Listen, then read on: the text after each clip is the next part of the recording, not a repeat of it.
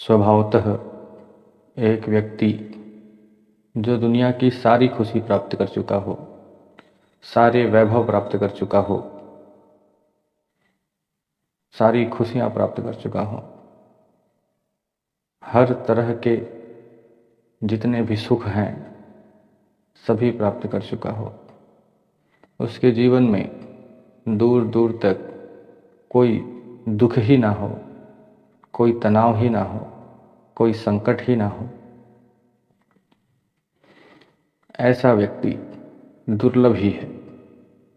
यदि कोई हुआ भी तो क्या हुआ, स्वयं को ईश्वर तो नहीं घोषित कर सकता, वैभव से परम वैभव की ओर जाना भी एक बहुत ही दुष्कर कार्य है। वैभव तो आपने प्राप्त किया भौतिक जीवन में, जो आपके शरीर ने भोगा, जो आपके शरीर ने महसूस किया, जो आपके इंद्रियों ने महसूस किया, वो केवल क्षणिक मात्र के लिए। आपके दिमाग में जिन सुख सुविधाओं की बात आती है वह केवल शारीरिक सुख सुविधाओं की बात आती है। आपके दिमाग में ऐसे प्रोग्रामिंग ही की गई है कि सुख सुविधाओं का तात्पर्य है शारीरिक सुख सुविधाओं से, जो तन को अच्छा लगे, आराम से बैठ पाऊं लग्जरी कारों में, प्राइवेट जेट में, एसी के कमरे में, बहुत विशाल स्विमिंग पूल में तैर सकूं, शारीरिक सुख के लिए।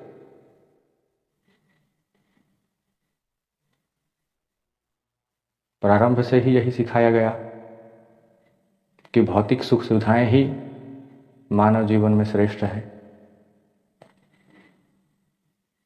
तन को जो अच्छा लगे तो वो सुख, तन को जो अच्छा ना लगे वो दुख।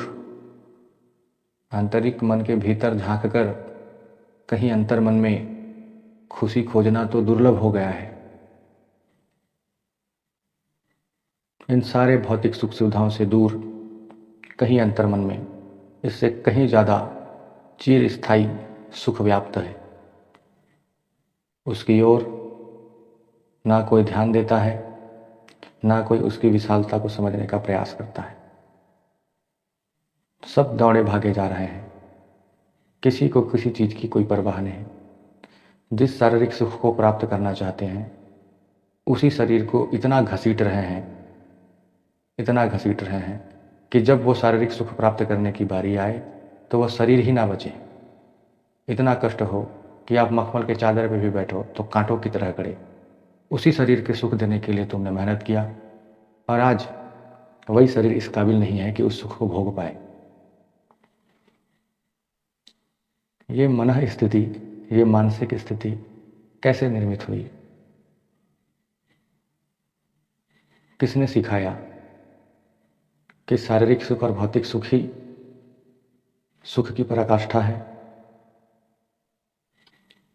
क्या इसके अतिरिक्त कोई और सुख नहीं जो हमें शांति प्रदान करे, सौम्यता प्रदान करे? बस भागे जा रहे हैं, खींचे जा रहे हैं। एक जगह बैठकर सोचो तो सही, थोड़ा ठहर तो जाओ कि मैं ये क्या कर रहा हूं। तन के चिंता में इतना कि परिवार का भी ख्याल ना रहा।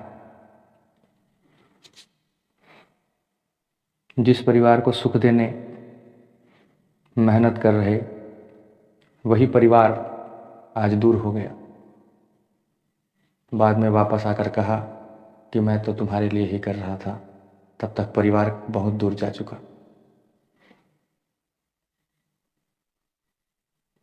इतना ज्यादा अंधापन हमेशा पैसा पैसा पैसा, केवल भौतिक सुख सुविधाएं। निगाहों ने उसके अतिरिक्त कुछ देखा भी तो नहीं।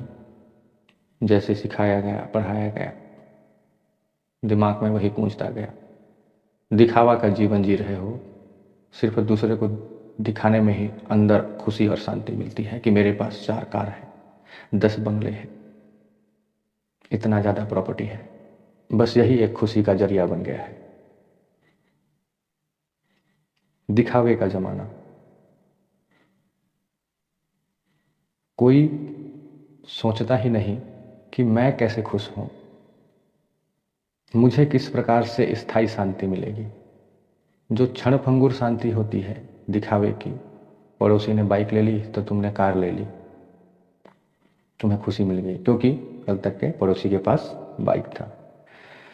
आज तुमने उसको दिखाने के लिए कार ले ली, कल उसने लग्जरी कार ले ली, तुम्हारा खुशी फिर खत्म। परसों उसने बहुत बड़ा बंगला बना दिया, तुम्हारा कमरा 4 है, उसके 14। स्थायित्व खो गई है। कहीं ना कहीं मन के भीतर वो कचोटन बाद में जरूर ताना मारेगी जब उम्र के आप अंतिम पड़ाव में होंगे। पीछे मुड़कर देखोगे तो कहोगे, अरे ये मैंने क्या जीवन जिया, हमेशा भागता रहा, हमेशा दौड़ता, सब चीज मुझसे दूर हो गया, मैं सब चीज़ों से दूर हो गया। आज जिस तन पर घमंड था ये अंतिम में सुख भोगेगा, वो सुख भी ये तन भोगने के लायक ना रहा। अब करें तो क्या करें।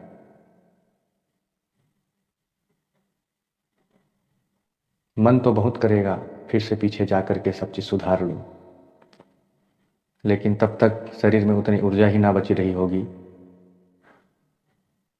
कि भूत को जाकर के सुधार लूं, ताकि मेरा वर्तमान और भविष्य सुनहरा हो जाए।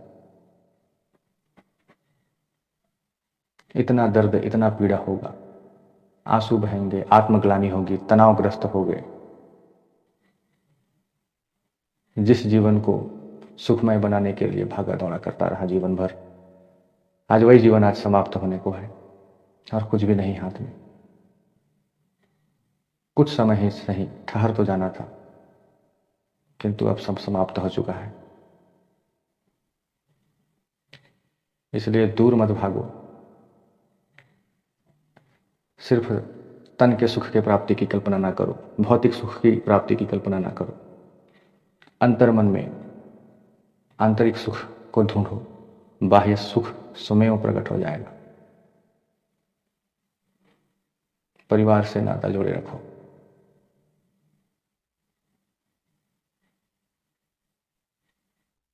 सिर्फ औपचारिकताएं पूरी कर देना जीवन जीना नहीं होता। शांत रहो, उनके मन में भी शांति लाओ, उन्हें किसी बंधन में भी ना बांधो कि मेरे विचार के हिसाब से चलोगे तो हम ज़्यादा तरक्की करेंगे। हम ज़्यादा तरक्की करेंगे का मतलब है कि आप उन्हें अपने कार्य में निमित्त कर रहे हो, उसे भी झोंक रहे हो, ताकि वो भी आपकी तरह ही अंतिम में पछताए। परिवार के साथ जुड़े जरूर रहो, किंतु उन्हें स्वतंत्र रखो।